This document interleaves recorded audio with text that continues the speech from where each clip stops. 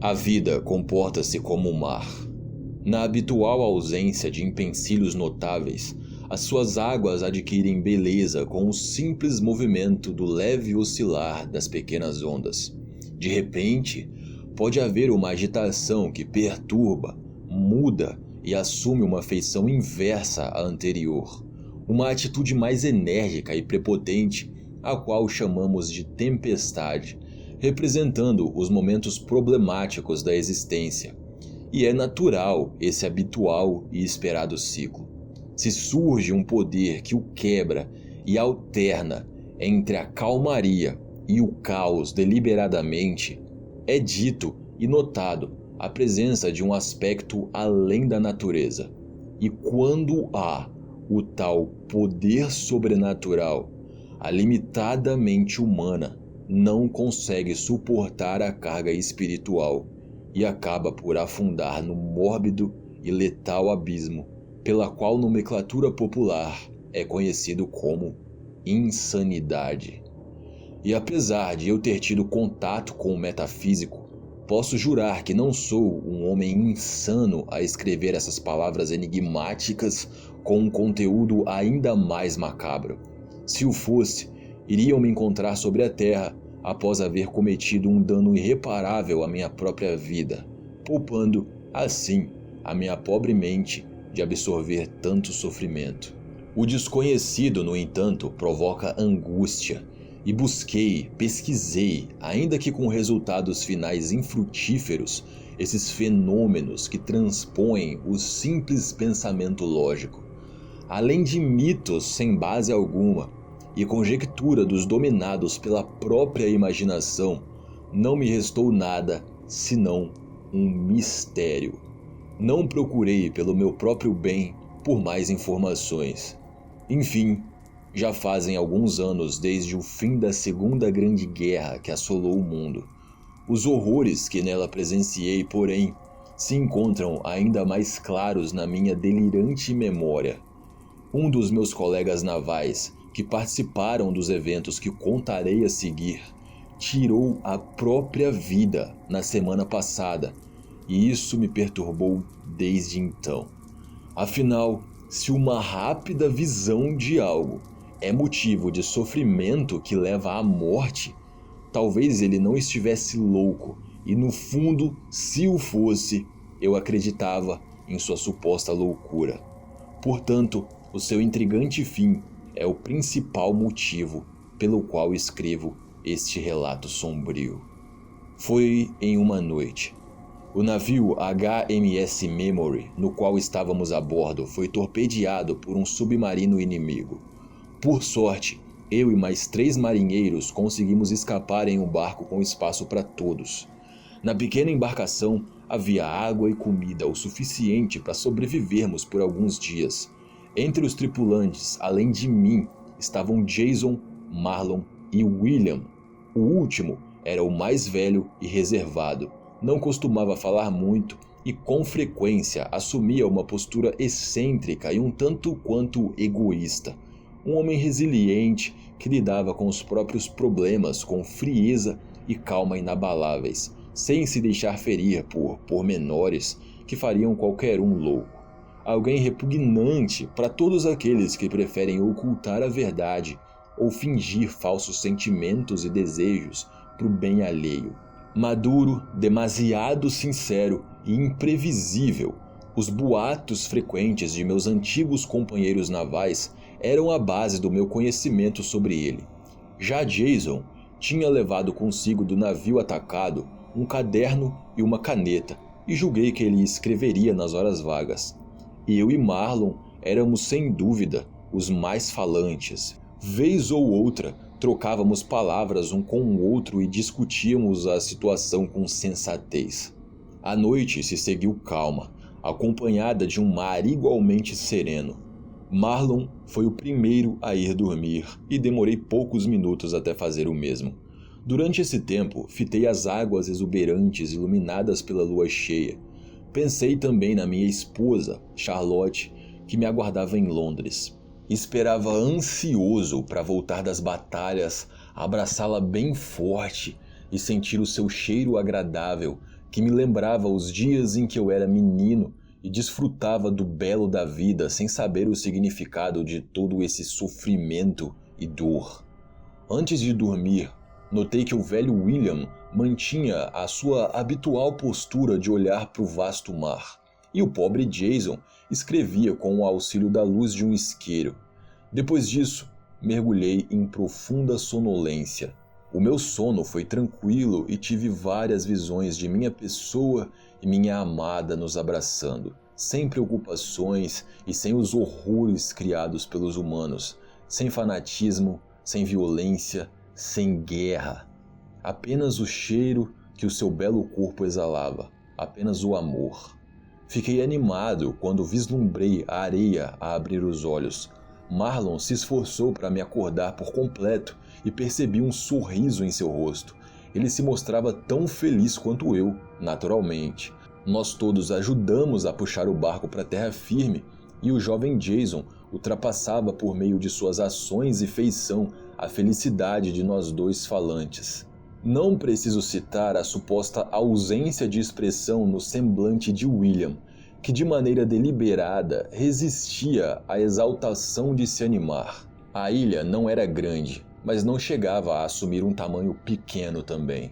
Em uma rápida olhada, viam-se rochas, a vastidão da praia e a densa mata verde. Eu e os demais permanecemos atrás de uma imensa rocha que produzia sombra para nos protegermos dos intensos raios do sol, cujo calor gerado era refletido pelas dunas de areia da extensa costa. Colocamos o barco de um modo que reforçasse a proteção improvisada, e ali ficamos. Tentei puxar assunto com o escritor e este me concedeu a oportunidade de conversar. Eu perguntei amigavelmente sobre o que ele tanto escrevia e descobri que pensamentos marcantes, acontecimentos intensos e meras opiniões ou lembranças eram os seus principais focos. Ele, humildemente, me entregou o seu caderno e me disse que não se importava se eu lesse. De fato, o jovem Jason possuía jeito com a escrita e me ocorreu que a sua notável animação de pouco tempo atrás fosse produto de gloriosas narrativas. A minha irmã é escritora e sei como o simples fato de escrever alguma coisa com sucesso, independente se for uma lembrança ou uma obra mais trabalhada, é algo satisfatório. Isso tudo, claro, além da descoberta da própria ilha. Após um bom tempo lendo, devolvi o caderno para Jason. Posso dizer que nesse meio tempo, Marlon, se aproveitando do súbito mitigar dos raios de luz, caminhava pela praia, e o velho William mostrava-se cada vez mais interessado em adentrar na misteriosa mata. Nós havíamos usufruído das provisões e estávamos satisfeitos. Ainda restavam alimento e água de sobra, e Jason anotara em seu caderno o fato de não sabermos a nossa localização, mas que a gratidão por estarmos em algum lugar reinava sobre nós. Certamente, não nos encontrávamos em uma terra conhecida. Havíamos, sem pretensão, descoberto uma ilha isolada do mundo moderno e habitado. E isso, sinceramente, acendeu em mim uma angústia pesada, pois eu não pensara nisso até o momento. Resolvi, então, comentar isso com os outros, com exceção de Marlon, que já estava longe de nós, ainda a caminhar pela areia da praia. Jason continuou firme e convicto de que seríamos em breve resgatados por algum navio mercante. William, porém, duvidava muito disso e insistiu em seu irritante silêncio. Eu gostaria muito de, com aquele modesto barco, partir em busca do desconhecido, da salvação, ao invés de estar naquele pedaço de terra estranho. Não demorou muito e, sem explicar, William se levantou, caminhando em direção à mata.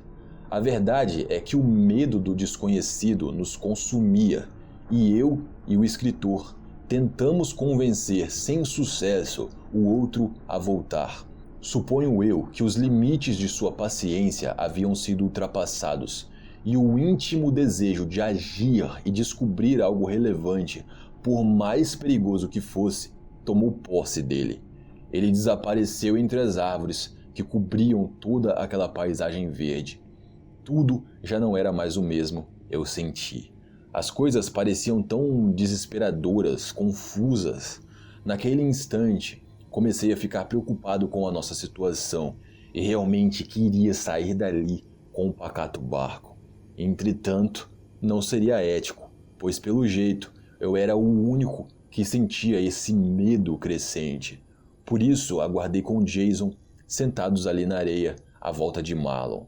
Quando ele finalizou a volta pela ilha e veio ao nosso encontro, expliquei o que ocorreu com William. Diferentemente de mim e do escritor, Marlon praguejou e se irritou com o outro. Questionou a atitude do velho marinheiro. Sem pensar tanto e um pouco cansado, eu rebati a sua opinião, visto que ele tinha ido sozinho percorrer toda a praia da misteriosa ilha.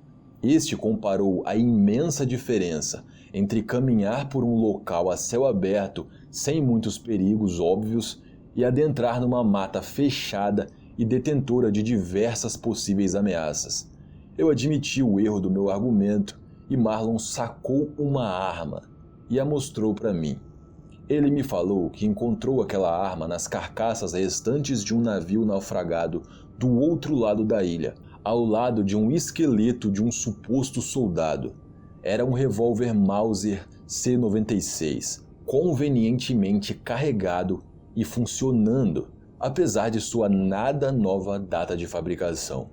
Comentou que não fomos os únicos a pisarem nessa terra desolada. Perguntei por curiosidade se havia algo a mais nos pedaços da embarcação, e ele me respondeu que não saberia me informar, pois vasculhou rapidamente e, ao achar o objeto, decidiu voltar. Porém, mesmo armado, Marlon se mostrava hesitante em procurar por William. Provavelmente, se eu estivesse em seu lugar, também seria. William era louco de haver tido a ousadia de explorar aquele ambiente denso jamais inexplorado e que, se em um dia houvesse sido, coisas boas não deveriam ter sido vistas. Essa bruta realidade se chocou contra as nossas almas e pela primeira vez eu já não era o único amedrontado com as circunstâncias. Nós três esperamos. De vez em quando conversava com Marlon e Jason, mas esse último passava a maior parte do tempo escrevendo e o primeiro mergulhava em um silêncio mórbido. Francamente, sentia uma vontade de ir até os restos do navio. Não tinha uma intenção clara para fazê-lo, mas um ímpeto de curiosidade. Afinal, isso poderia abafar os pensamentos caóticos que habitavam a minha mente na hora. Falei aos dois que daria uma volta pela praia e visitaria a embarcação destruída. Eles assentiram com a cabeça e eu me levantei.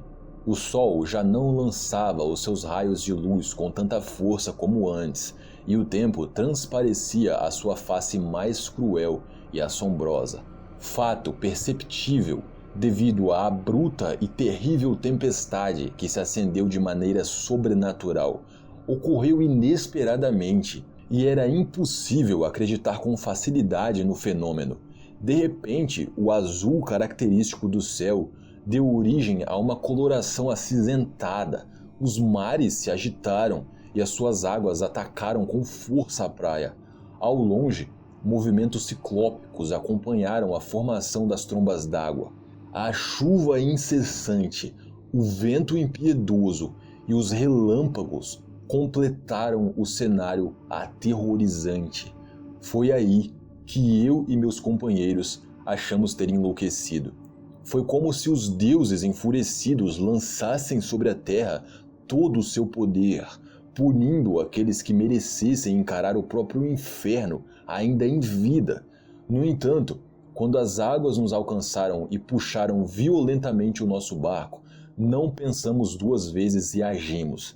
Eu e Marlon corremos em direção à pequena embarcação e era tudo tão confuso naquele instante que nem pensávamos direito. Numa arrancada repentina, o mar eliminou quaisquer tentativas de sucesso e nos empurrou. Vi rapidamente que Jason permanecia parado, num desespero silencioso, com os olhos fitando o pandemônio marítimo. A súbita imagem mental de ficarmos presos naquele lugar inóspito e macabro serviu de combustível para que o que eu estava prestes a fazer. Eu levantei o meu corpo da areia e, após cambalear por um segundo, eu me joguei no mar. O barco ficava a alguns metros da minha pessoa e nadei loucamente até ele. Ouvi atrás de mim Marlon gritando que iria procurar William. Talvez uma coragem presa nele foi de forma irônica, solta pela visão que nos acometera, e deve ter partido armado à procura do velho marinheiro. Ou então, percebo agora, foi uma espécie de fuga da missão que eu resolvera inconscientemente assumir. Apesar da agitação das águas, eu enfrentava, eu nadei. Eu não me importava se aquele local era realmente maldito ou não, só desejava sair daquele lugar e ser resgatado pelo primeiro navio que aparecesse, a despeito de sua nacionalidade e origem. Se por sorte fosse um aliado, iria voltar para os braços de Charlotte e afastar a loucura que tomava conta de mim. Fui muitas vezes atingido pelas ondas, mas aproveitei a oportunidade dada pelas mesmas para agarrar a borda do barco. Com esforço, tentei subir, porém fui mais uma vez vítima de uma onda que separou eu de meu objetivo. Achei que fosse o fim. Debaixo d'água, me debatia, agoniado, lutando pela sobrevivência. Enfim, subi de volta para respirar e procurei pelo barco. Assim que o vi, nadei mais uma vez. Pensei estar sendo torturado pelo mar, quando este me ofereceu outra chance de alcançar aquela embarcação em meio a todo aquele caos. Dessa vez, porém, segurei firme a borda e resisti. A chuva parecia estar a favor do meu fracasso, posto que por inúmeros momentos, quase indescritivelmente, fez com que minhas mãos soltassem da madeira escorregadia. Mas consegui superar e, num habilidoso movimento, entrei no barco. Com os olhos fechados, mentalizei coisas agradáveis. O fim da guerra, do pesadelo que presenciava, a volta à minha casa.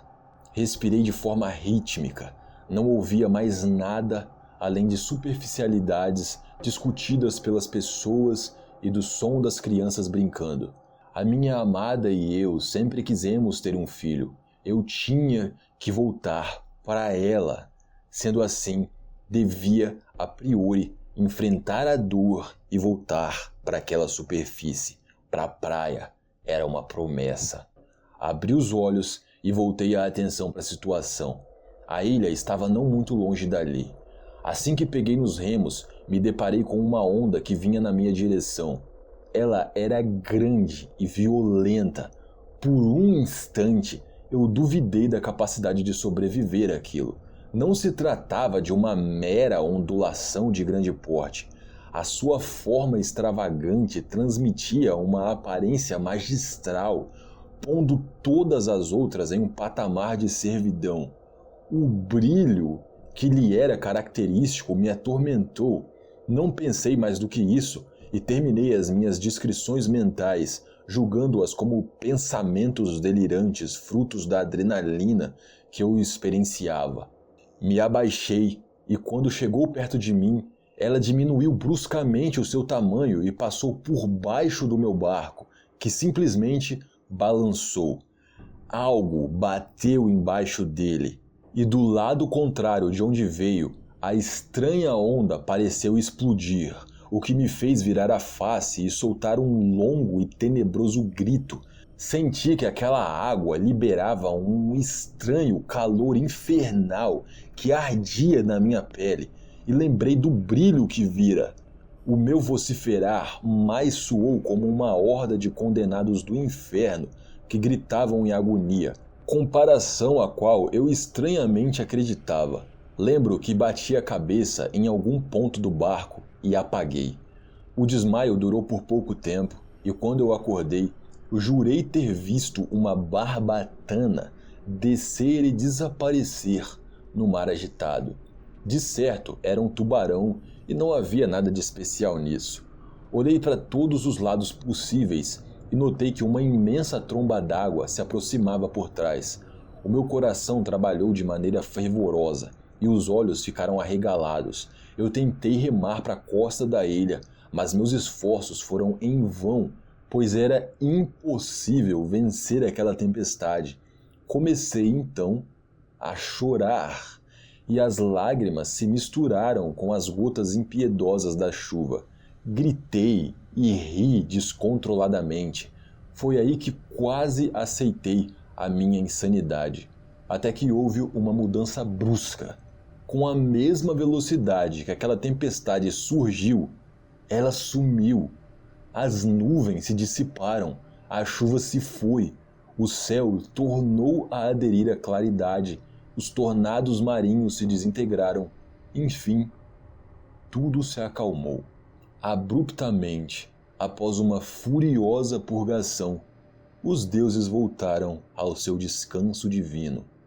Mais uma vez fechei os olhos, absorvi os acontecimentos com uma mistura de ceticismo e pavor, e aquilo chegava próximo do sobrenatural, porém decidi aceitar e tentar entender. Fiquei deitado no barco por alguns minutos, a lembrança de Charlotte, da costa e da promessa vieram por fim à tona, e eu remei em direção à ilha. Senhoras e senhores, depois de muito tempo, cá está mais um conto narrado. E esse conto, ele não é do Lovecraft, ele não é do Allan Poe, ele não é nenhum conto clássico de terror, ele não é um conto que foi publicado na famosa Weird Tales ou coisa do tipo. Esse conto foi escrito por um inscrito aqui do canal. O nome dele é Carlos Eduardo, também conhecido como Shark. Eu conheci ele lá no servidor do Discord e o Instagram dele vai estar aparecendo aí na tela final para vocês e tudo mais. Por favor, sigam ele lá como forma de retribuição, talvez. Ele já me contou que tem pretensões de escrever mais contos, quem sabe um dia publicar um livro. Então quem tiver Instagram, quiser trocar ideia com o cara e tudo mais, ele é muito gente boa, tá aparecendo aí. E voltem para a segunda parte desse conto, porque acreditem, o final é o melhor. O final, sem sombra de dúvidas, é a melhor parte. E ainda essa semana vai ter um vídeo sobre escravidão, que tá bem caprichado também, então fiquem ligados aí. Valeu, até o próximo vídeo e fui!